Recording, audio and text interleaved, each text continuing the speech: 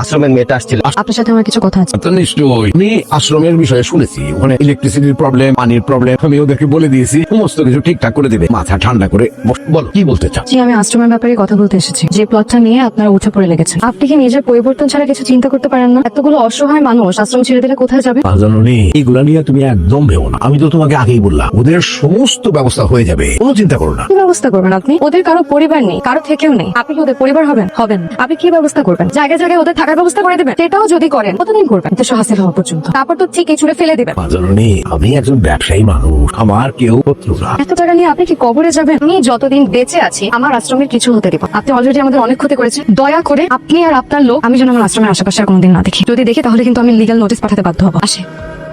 এমনি কে? এটা আমার ছেলে রেহান চৌধুরী।